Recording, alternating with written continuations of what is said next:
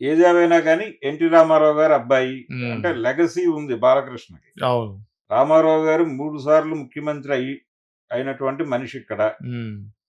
రెండోది ఆయనకు సినిమా ఆర్టిస్ట్‌గా ఒక గ్లామరు, ఒక వ్యవహారం ఉంది. హ్మ్.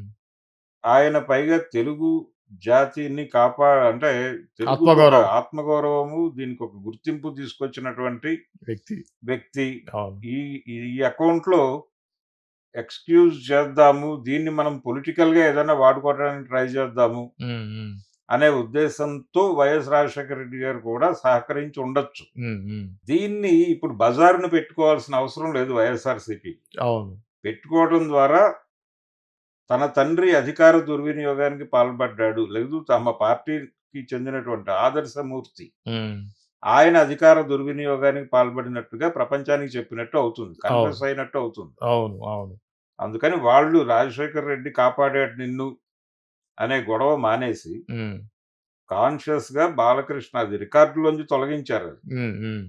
బాలకృష్ణ గారు కోరలేదు గానీ కామినేని శ్రీనివాస్ కోరాడు. కోరాడు. అవును. ఆయన కోరిక మేరకు టోటల్‌గా తీసేస్తున్నానని చెప్పాడు స్పీకర్ గారు. అవును. అయితే పబ్లిక్ డొమైన్‌లో ఉన్నాయి ఇవన్నీ. అవును.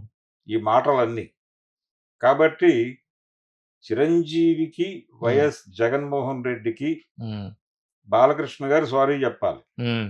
జగన్మోహన్ రెడ్డికి అంటే ఈ మాటలు మాట్లాడటానికి హ్మ్. ఈ రకమైనటువంటి భాషలో మాట్లాడటానికి అనుమతి ఇవ్వటంతో పాటు హ్మ్. చాలా గౌరవప్రదంగా ఆయన్ని సంబోధిస్తూ హ్మ్. వినయపూర్వకంగా అభినందనలు తెలియజేసినందుకు హ్మ్. స్పీకర్ పొజిషన్‌లో ఉన్నటువంటి రఘురామ కృష్ణరాజు గారు కూడా సారీ జెప్పాల్సుంటుంది. అవును. ఈ 2 డిమాండ్ చేస్తూ మాత్రమే వైఎస్ఆర్‌సీపీ ధర్నాలు, రాస్తారోకోలు చేసుకుంటూ వెళ్ళొచ్చు. అందులో తప్పేం లేదు. హ్మ్. కానీ కాల్పుల గొడవ తీసుకొస్తే వాళ్ళకే బూమరాంగ్ అవుతుంది.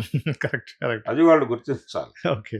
ఇలా నందమూరి బాలకృష్ణ గారు అంటే ఆయనకి సైకలాజికల్ ప్రాబ్లమ్ ఉంది అన్నప్పుడు, హ్మ్.